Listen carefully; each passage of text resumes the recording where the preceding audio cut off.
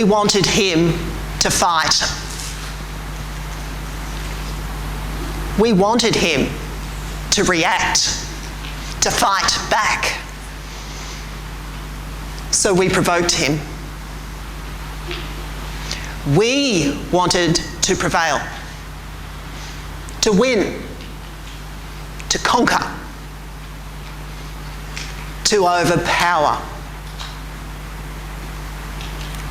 We came, the traitor, the treacherous, soldiers, police, priests. We came with lanterns and torches and weapons. We came as a mob.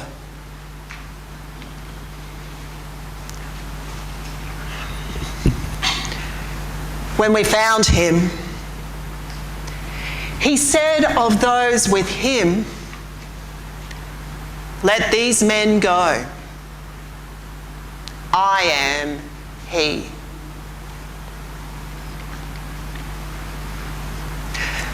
Peter took our bait. He drew the sword and wounded our lowliest, the priest's slave. The lowly are always the ones who lose in battle.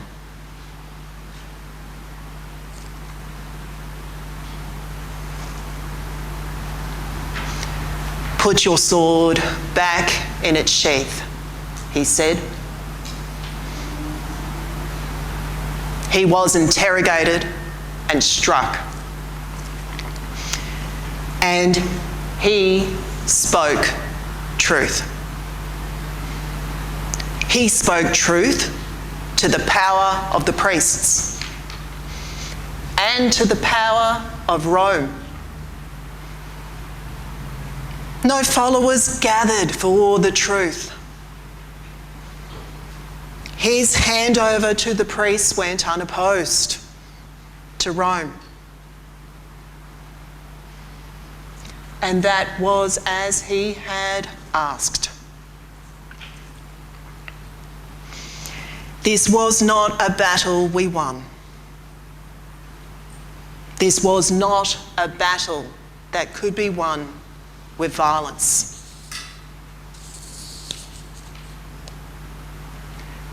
This was a king,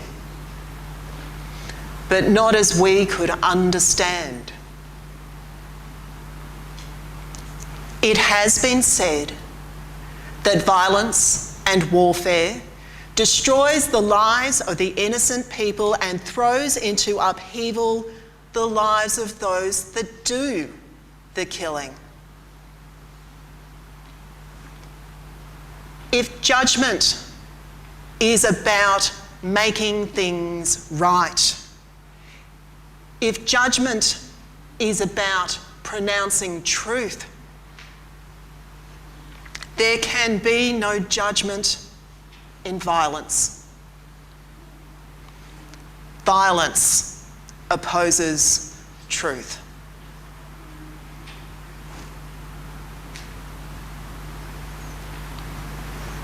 And Jesus came as the truth to put things right.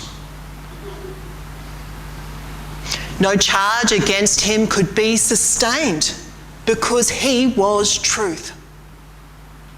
No charge could be sustained, and so he was handed over under guard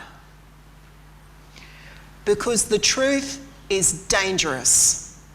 The truth is dangerous to power indeed, especially if it's not understood. "What is truth?" asked Pilate. "What is truth?" Pilate had no use for truth.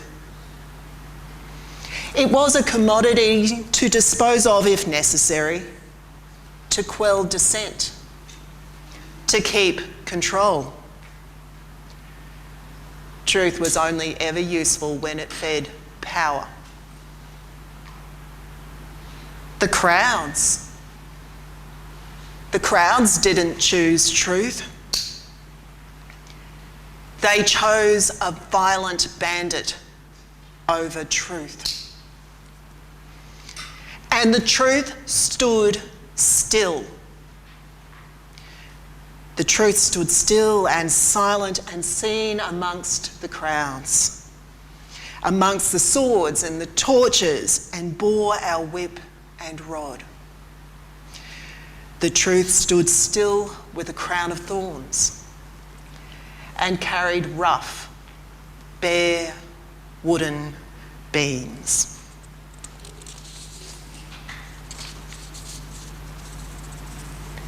And the truth remained the truth. No weapon, no insult, no treachery, no persuasion, no rejection could shift or change the truth. The truth took it all. The truth took it all and remained unchanged, and then spoke love to his mother. And only then it was the end. Only when we had no more violence left. And he breathed, "It is finished." He breathed out his spirit. He breathed out his spirit, his last breath. Nothing could touch the truth ever again. "It is finished," he said.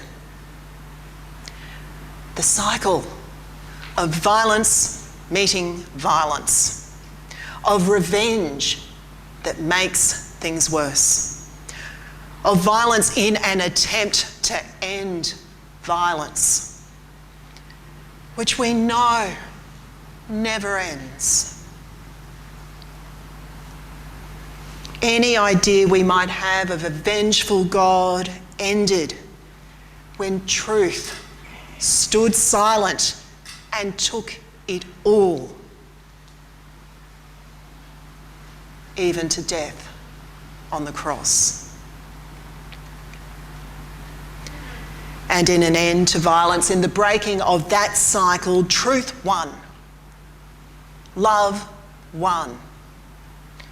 Not with a conquest to be avenged, but with an ending. It is finished. It is finished still. An ending that shows the way still. An ending that is the beginning. God's kingdom established and its truth crowned. Christ, King. God makes things right through the truth, through Jesus,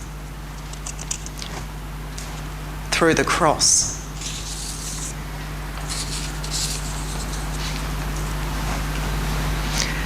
Here, every harm, every rejection, every hurt, every lie, every betrayal, every blow, every death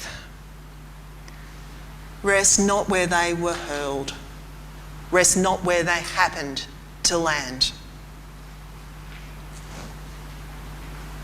but where they have been embraced for us. It is finished. The wounds are true. It hurts. And it's healed. And it's seen. Because the truth holds it all. in nail-pierced hands, afloat in a scourged and overflowing love. In the name of Christ, amen.